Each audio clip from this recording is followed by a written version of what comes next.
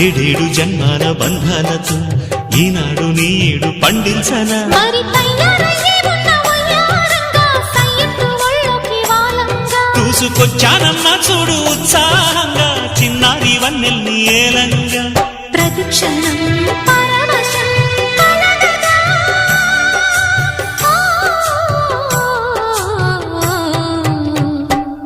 మనసా పలకవే మధుమాసపు కోయిలవై చెలిమే తెలుపవే చిగురాశల గీతికవై.